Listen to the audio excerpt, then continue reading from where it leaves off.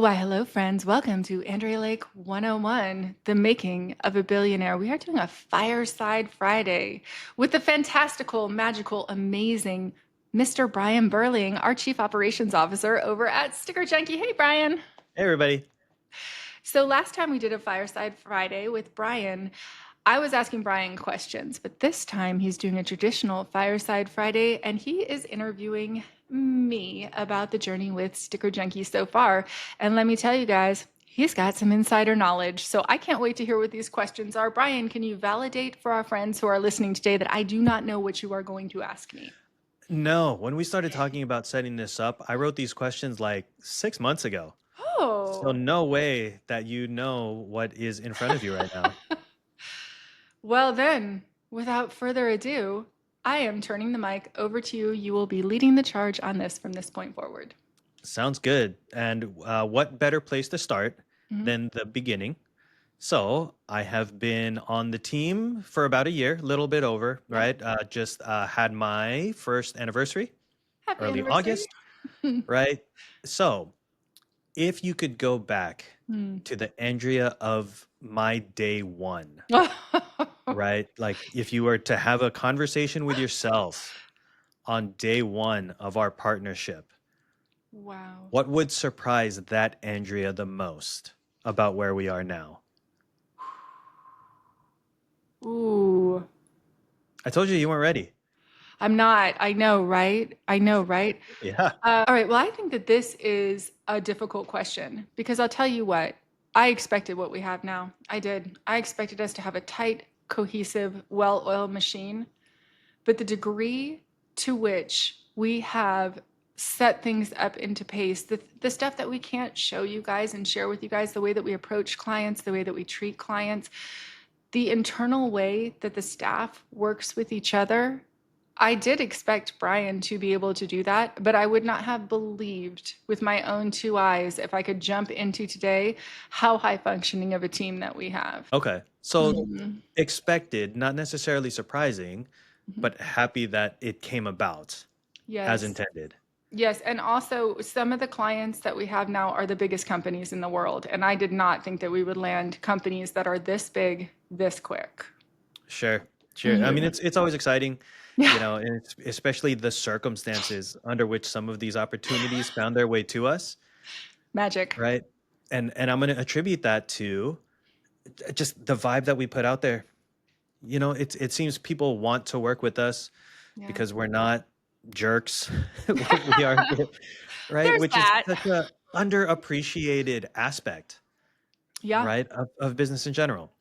yeah. So it's kind of awesome that we've been able to do what we have in the past year, a little bit over that, and not be jerks about it, A you know? million percent agree. A million percent agree. And also, I think that so many people totally underestimate how massively important high touch, high impact, white glove customer service is to everyone, to all of our clients, regardless of size, and the type of loyalty that that creates. And in the same way, that high touch, high level experience with our employees, you cannot put a price tag on the way that we treat everyone on the staff and the way that they treat everyone else on the staff, including the talking heads.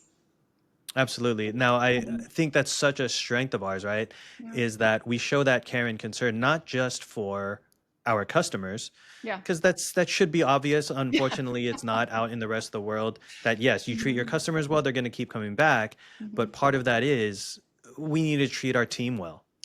Yeah, If we're not treating our team well, if they don't feel valued, if they don't feel appreciated, why are they going to keep coming back? And then why exactly. are they going to show that care toward our clients? Yeah. Right. So I'm so glad that that has actually turned into what we were hoping that it would. Yeah. And it's hard to do, especially in the beginning. You guys, when you have a team that you're just barely baby putting together, that team cohesion is difficult in the beginning. And you just have to stick with it and make sure you have the right players. Right. For sure. Um, you have known me for 20-ish years Yep. at this point. So going into the partnership, Hmm. we kind of had a reasonable expectation Yes. of one another. But was there anything any sort of assumption or conclusion about me in those early days Mhm. that has since turned out or proved to be wrong?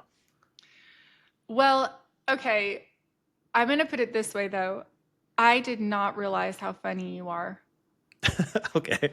I know that you're a funny guy, like I know that, but I didn't realize exactly how quick-witted and hilarious that you are. Because when Brian came in, Brian is so professional and he's always so well put together. And when he gives you an answer, you could be in a Fortune 100 company and ask a C team member a question, and that C team member will give you the same answer. And we're a little bit grittier than that over at Sticker Junkie. And so just the humor that you have was surprising to me. Yeah. Okay. I'll Hmm. take it. Yeah. I'll take it. I guess when I was writing that, I was like, "Ooh, this could go bad." When I was writing that question. Okay. I had So high expectations and you exceeded every single one of them. Hmm. that's awesome because I do like what we are working toward, and it does Yeah. feel like we are working towards something very meaningful. Yeah. Almost seems like an experiment Yes. in corporate America and corporate team building. In this experiment of ours, Yeah. when can we look up and say we won? What does that look like? Well, there's two different answers. Certainly, we have hard metrics. Certainly, we are pushing for that 500% per year every year, which means that we should be at 10 million annual rev by next July, July of 2026. We're currently at 2.4. That is a big mountain to climb. I'm very, very confident that we're going to climb it.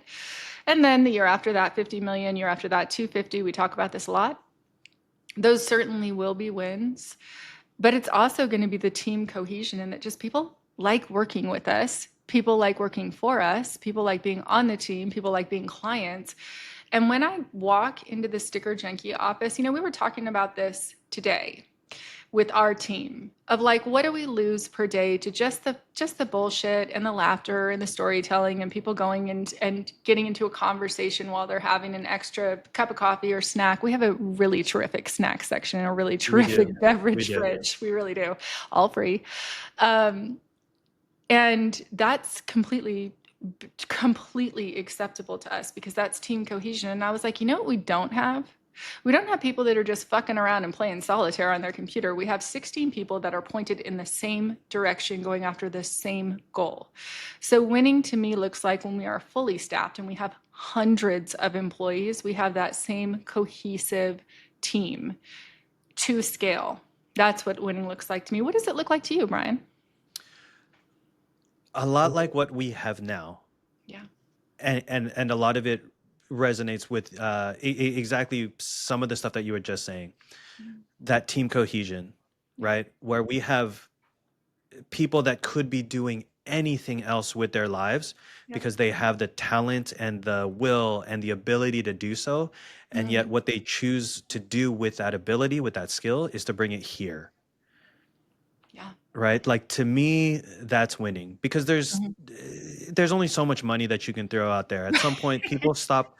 You give people a high enough salary where their needs are being met. Yes. Now, money becomes less of a concern.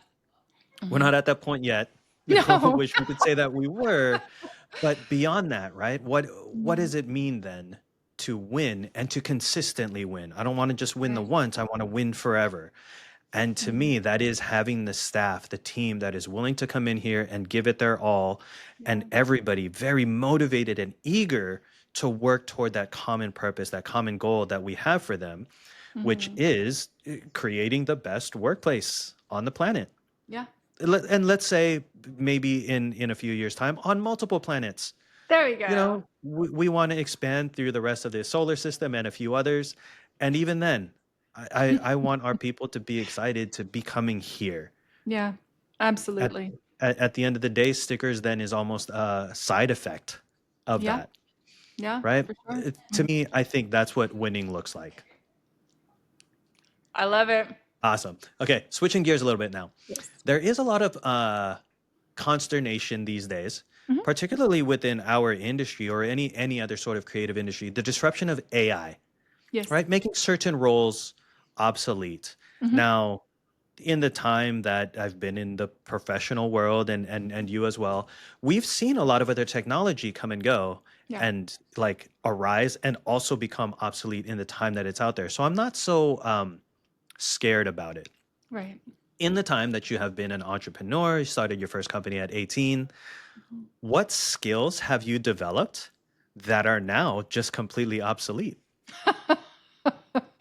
Probably the ability to source information, the ability to like go figure out where information is at, find it, figure out what's true and not, read source material, or like go aggregate large swaths of information. Now you just drop that into AI and it's done for you.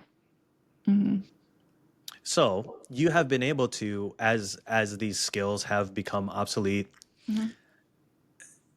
you're not so concerned about that because you know that there's still going to be need for what you bring to the table. Hmm. So what might you advise to someone who is just coming up, starting in their career, who's worried about this sort of thing? You are correct to be worried, and that you should drill down on skills that AI does not have. Interpersonal people skills. And if you are a business person, if you are an entrepreneur, you need to fucking triple. Sorry, Brian doesn't swear, and I swear a lot. So I'm trying to control myself, and I'm not doing well. You need to triple down. You need to triple down on your people skills. You need to understand how to talk on the phone. You need to understand how to talk to people if you're having an issue with them. You need to resolve that. You need to be able to persuade people into sales.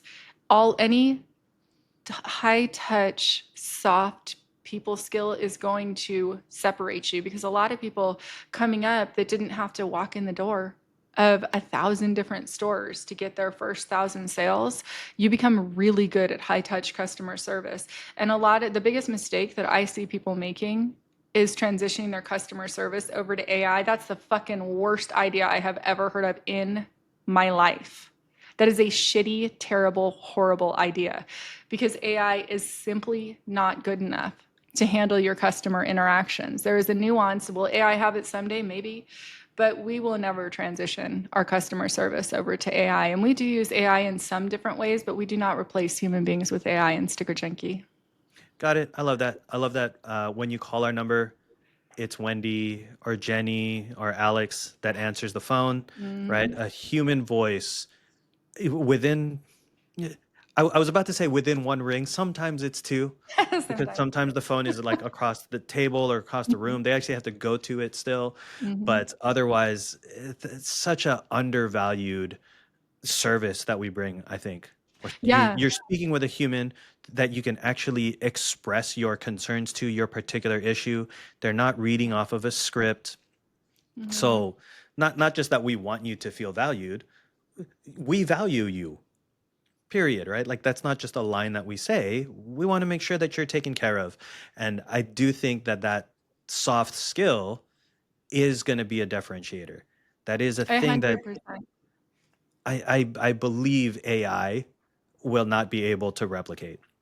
No, and even beyond that, you're not just talking to someone on the phone that's a real person. You're talking to someone on the phone that's a real person, that's in the office, that's sitting 20 feet in front of where Brian is right now, that he can see through the office window, who I can. understands deeply the inner workings of what's going on the production floor, of what's our volume of sales coming in is on that day. And so if you have a question like, hey, can I get these in 4 days? Somebody has the right answer, and you're talking to someone who has the actual correct answer as to whether or not you actually can get those in 4 days. And it's the same thing with the email. Certainly, of course, we have templates that we shoot out because people ask the same exact question a lot. But we have a real human being that's reading your exact question and answering any nuance particular to you. We do not just give you an auto response from AI. And more companies are shifting in that direction. And we are going to pick up where they drop the ball on their clients. We are right here waiting. So if that is the advice that we would give to young people coming Yeah. up, it's unfortunate then that there's not exactly a class in college that you can go and take, right? To develop those skills, to Mhm. understand interpersonal communication. What are some ways then that somebody starting in their career can start to develop those soft skills? Dial for dollars, baby.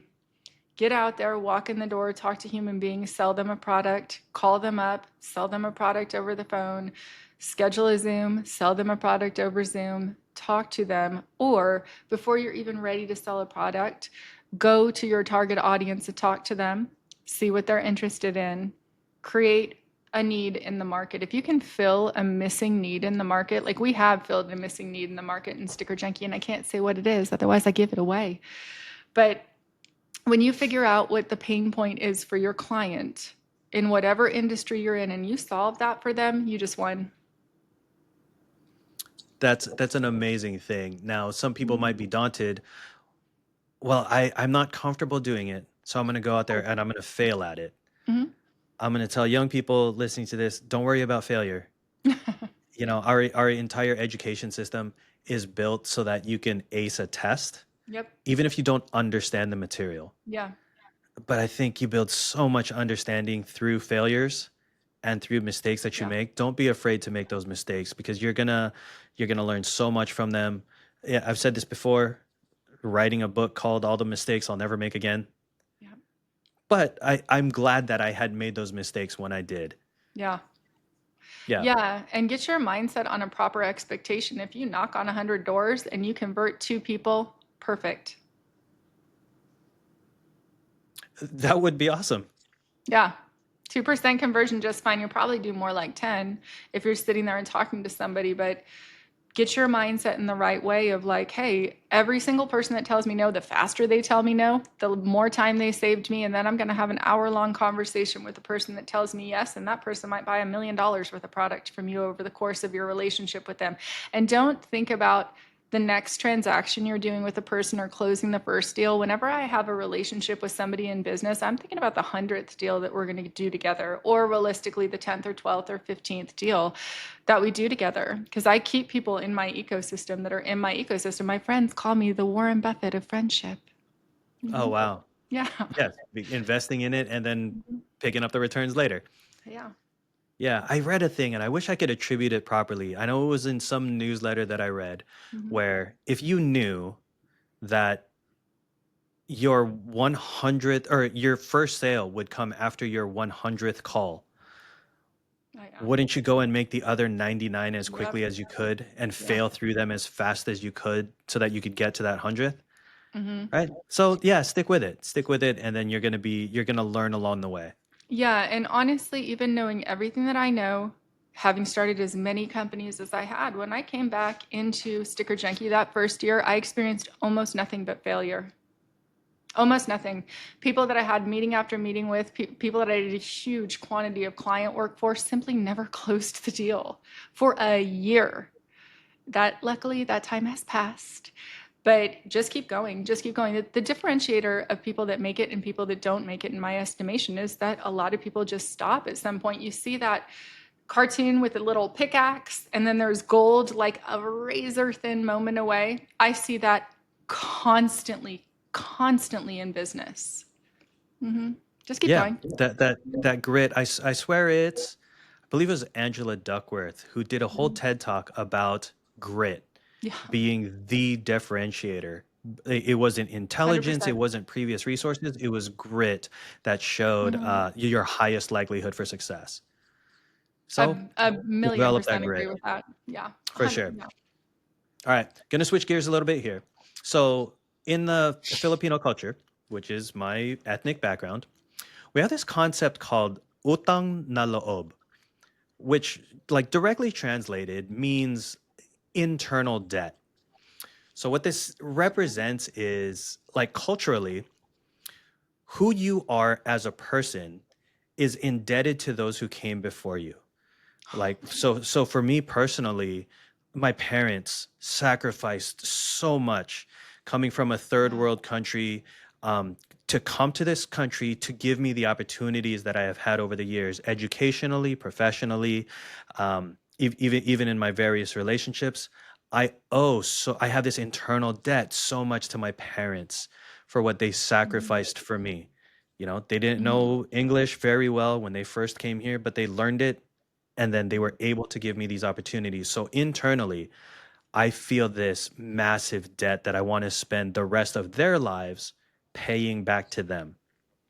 Mhm. With that concept in mind, to whom do you owe who you are today? Well, certainly first and foremost, my parents, for sure.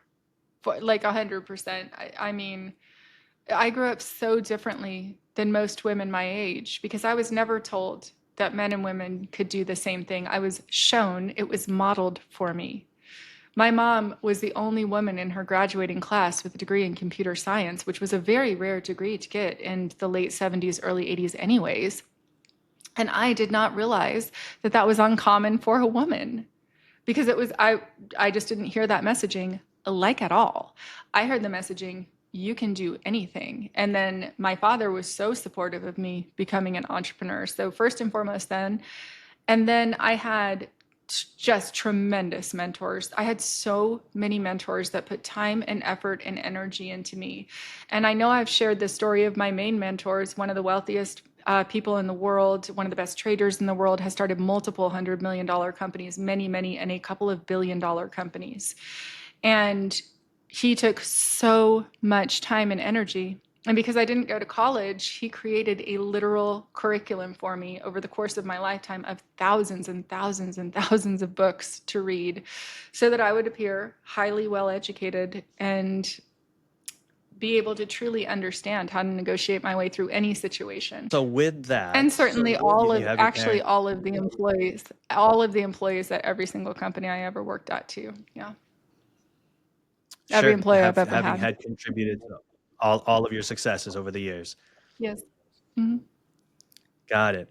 Okay. So with that, for these people, like Mhm. I have in my head, how am I repaying that internal debt to these people who made me who I Mhm. am? What are some of the ways then that you would pay that debt? I really like that question. I think that the way that I would do it is by inspiring the next generation forward in the same way that the people in my past put so much time, so much energy, so much effort into me, especially my mentors. There were several of them in making sure that I really understood how to run a business, how to run a team, how to treat people.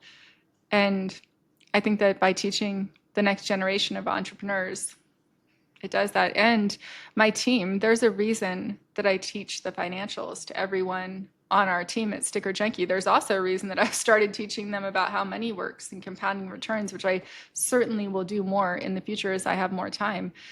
I think it's just a passing on of knowledge. Mhm. I think that is what I'm trying to do, right? Where my parents worked hard to give me these opportunities because they wanted me to be happy in life. I think one of the Mhm. key factors to that then is making sure that I'm happy, Right.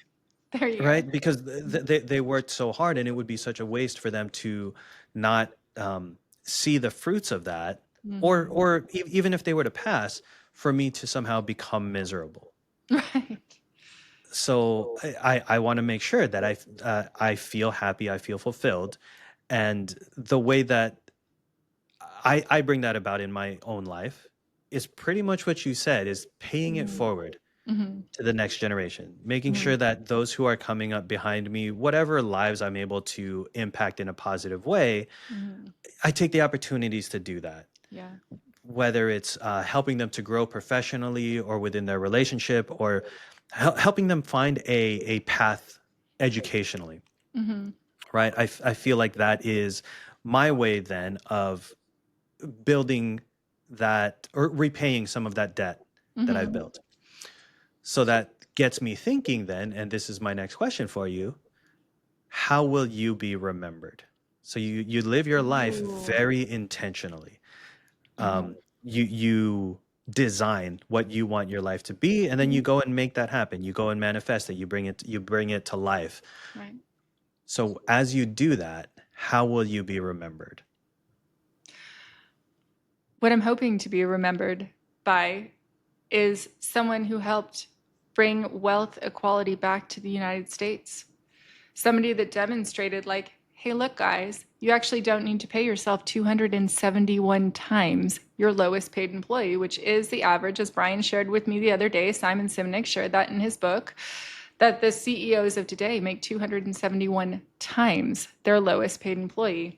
At Sticker Junkie, the largest volume apart we will ever get is 7, and that's not until every person in the company is on a comfortable wage, an actual living wage. We talk about that a lot.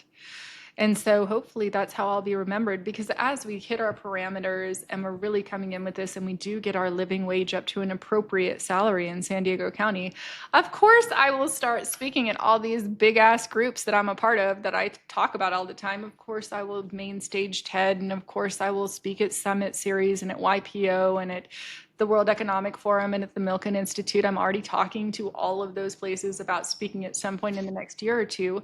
And I am guessing that I will be remembered as someone that sort of like clicks a switch in some of these entrepreneurs who I personally know about, like, hey, your receptionist shouldn't fucking be starving when you're making millions of dollars a year. What you doing, yo? Get everybody up to a living wage for wherever your company is domiciled at. Otherwise, you're an asshole. Period. And if I say that to someone directly who is a Gen Xer who is my age, they're like, "Well, I didn't know how expensive it was to live." I'm like, "You're right. You didn't. Go do a stripped back version of your budget. It's going to come out to be way more than you think that people need to live." I think it's just, I honestly think with the wealth inequality and that disparity, I think it's that people just don't realize. People my age do not realize how expensive it is to live because they haven't had to move in a really long time. They don't know that the rent in San Diego County for a 2-bedroom is going to be 4 or 5 grand. They don't know that. And when they see that, they're like, whoa, how are people making it? I'm like, good question. It's interesting. We just ran this exercise, you and I, earlier this week, Yeah. Yeah. right? Like, what does this actually look like for us where we're not worried about tomorrow in Yeah. terms of money, right? What is that point that makes sense to us? And so we were looking at what does it really take? And unless you really run that exercise, you don't know. Yeah. For so long there were these memes, and I've seen them kind of fall off where a lot of Gen Xers or a lot of boomers would say, well, these kids would be able to afford their own home if they just stopped buying avocado toast. Yeah. No, the avocado toast is not why they can't do these. It's because there's this huge economic disparity that has not kept up with the inflated salaries Yeah. of major CEOs. Yeah. Huge income disparity. And it really is up to us, I think, to highlight that there are A ways hundred for us to percent. reduce that disparity and actually take action in doing it ourselves when we're in a position to do so. Exactly. 100%. And I'm going to share even more deeply because I ran this exercise with several of my friends and we were all astonished. Our stripped back version of, like, we're not worried about money, but we're not spending everything we want to spend is like $140,000 a year in San Diego County. San Diego, one of the most expensive places in the country to live. If you are listening to us in Ohio, that number would look way more like 70,000. However, it's expensive everywhere right now. Every single cost for every single thing is going up, and minimum wage is not, and standard wages are not. When we were having plenty of money, there was a little bit of a diversity per household, but it was like 200 grand to 270,000 per household is what actually would make people really comfortable. You can pay a bill very easily if something comes up, if your car breaks down and you need a new fuel pump, if something very expensive comes up, if your dog needs surgery. There are so many people that are making impossible choices right now because, honest to God, even like $25 an hour in San Diego County is not enough to live on, not even close. I just came across this where, you might handle your finances really well and be Mhm, responsible setting stuff aside. mhm. But out of nowhere, and this just happened actually to my wife, a rock will hit your windshield, Yeah. right? And then 500 bucks easy to replace your windshield. Not to mention, like, I have a bit of an older car, our minivan that we use to lug our kids around and their friends. It's like an older windshield. So we had to wait Yeah. for it, Yeah. and then so that's like lost time where we don't have the car, which creates other expenses. I Yeah. can only imagine if we were a little bit less fortunate and didn't have even the disposable income that we do.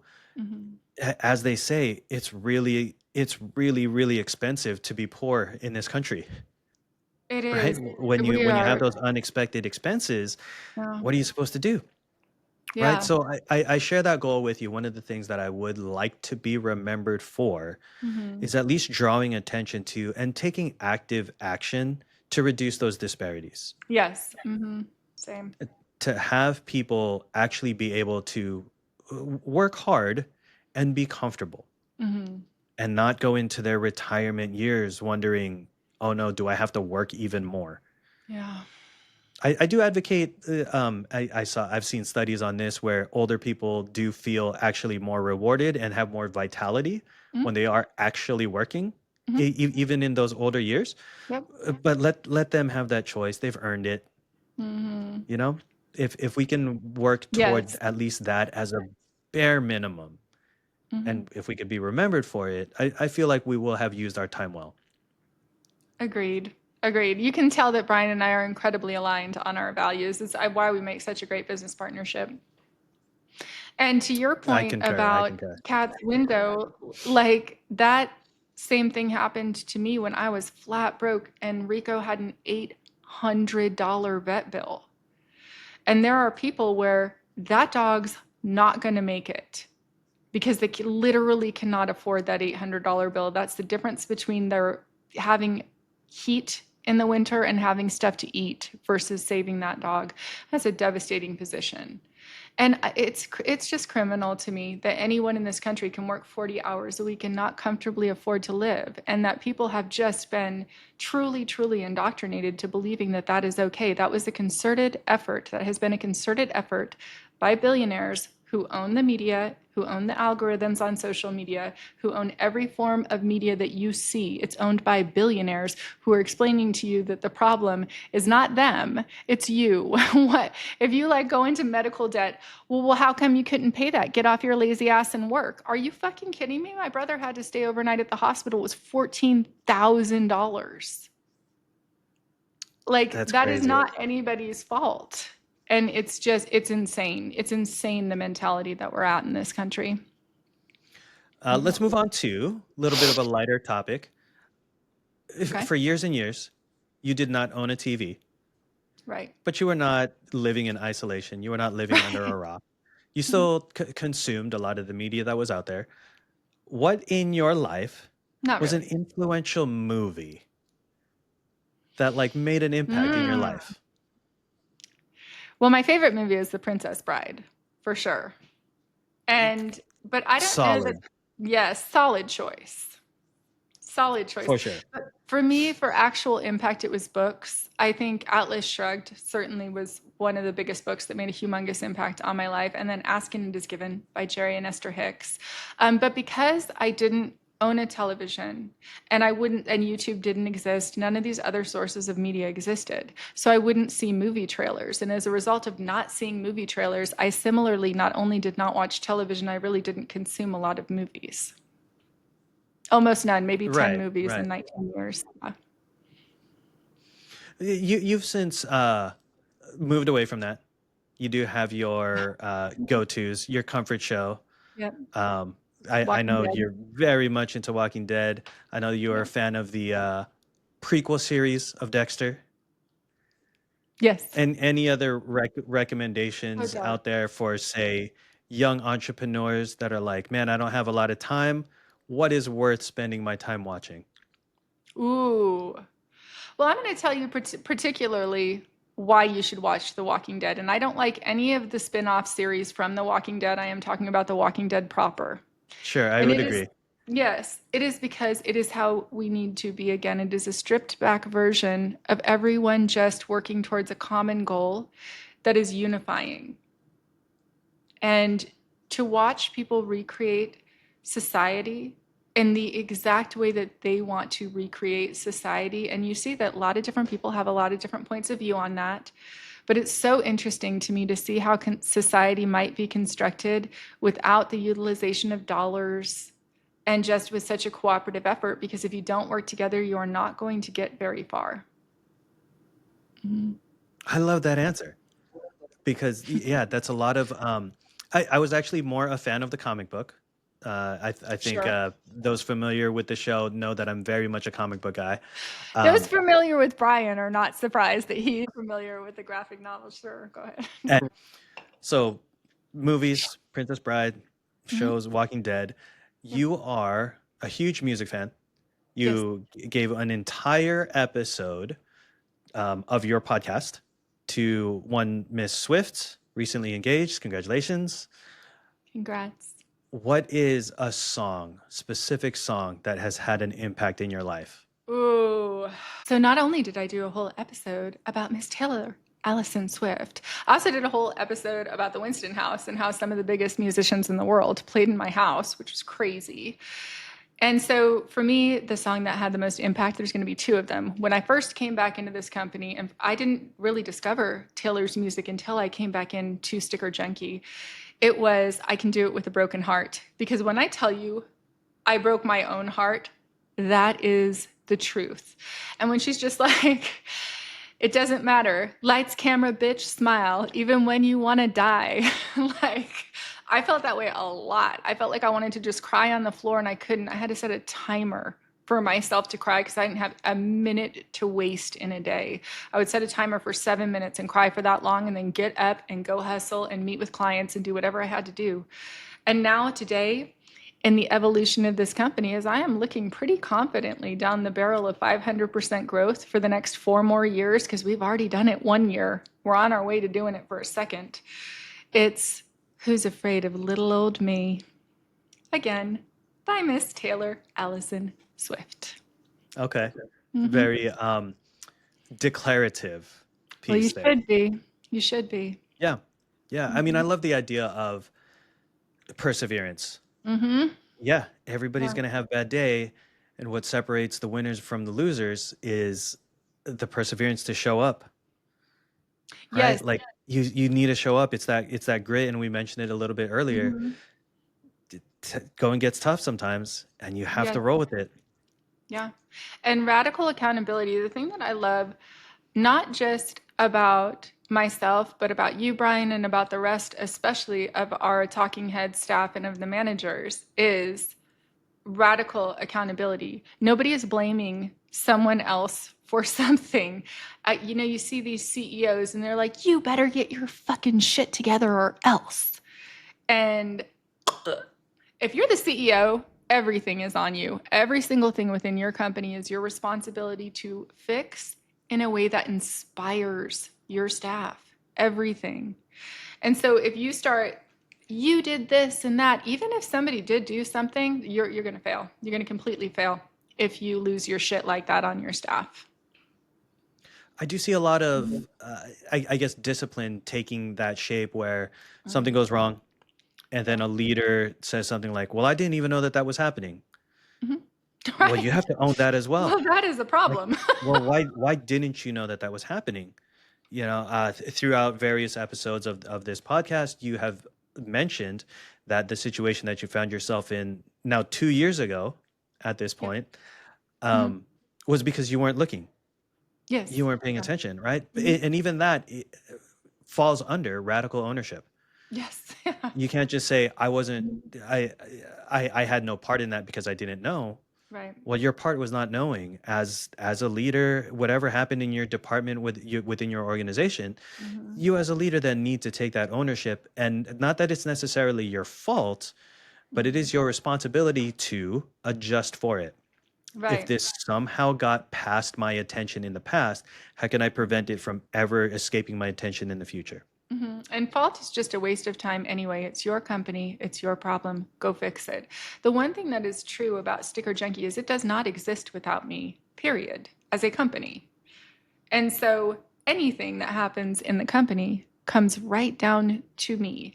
And now that is true. That was at first true of just me. And now that's true of the entire talking head staff. And it doesn't exist without support staff either. It doesn't exist without both of them. But you can't have people in your organization who are ruling through fear. You can't. You can, but people are going to not like it. And you're not going to have use. We say all the time, like I have use of the full brain of somebody that works for me because they're engaged. They're not zoning out while they're at work. They're excited. And it's because we covet their ideas and we're so excited to see the brilliance that they create and come up with. Mm-hmm. Let me then lead us to what I think is going to be helpful for a lot of our listeners, our viewers. Mm-hmm. We got a lot going on. Yes. We have multiple balls that we're juggling, multiple plates that we're spinning, whatever analogy that you want to use, right? Mm-hmm. In the midst of that, how do you find stillness? Legos, meditation, and yoga. And sometimes if it's a slightly less healthy way, then a little wine and a little weed and just like look at my sunset, look at my view, take Rico for a walk, Rico. Just anything that centers me to now. And I have really dipped lately into old school habits. I do not go to sleep with a phone in my hand.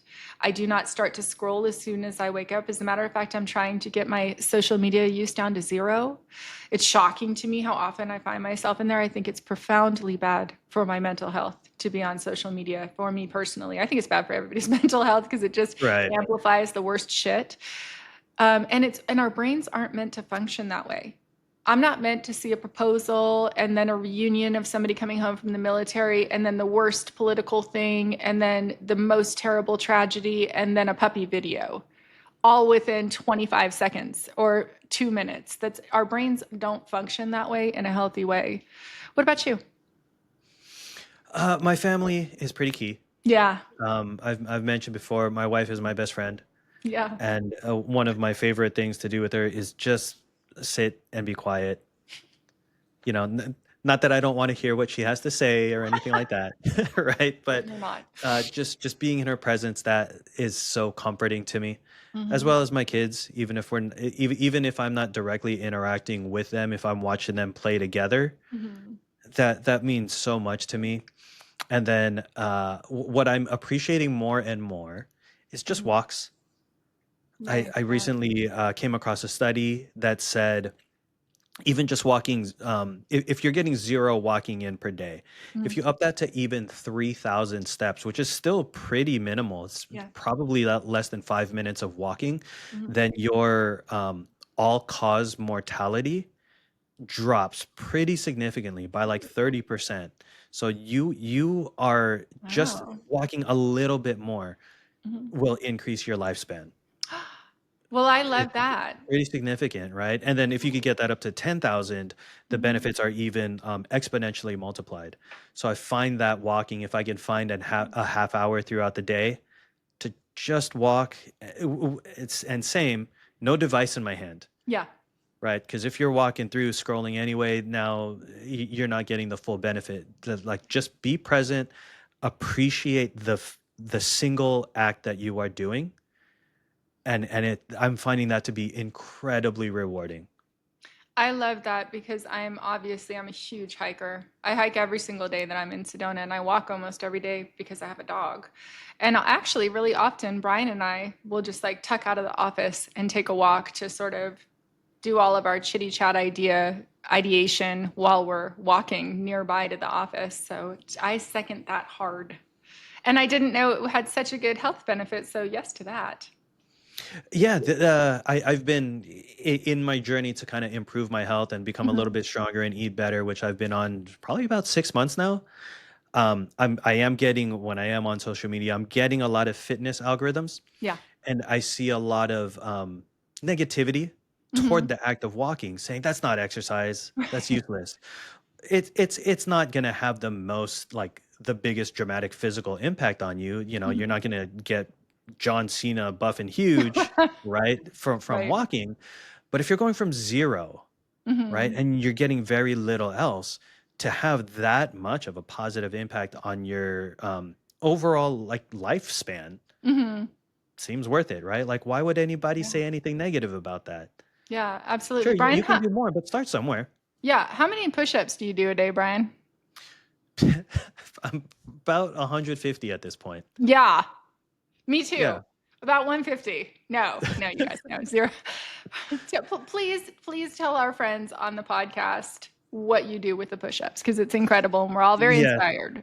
So this is Yeah. specifically, um, And I stole it from a TED talk, and I forgot who did it, but it was one of these like atomic habits types things. But I know Yeah. it wasn't specifically James Clear who said it.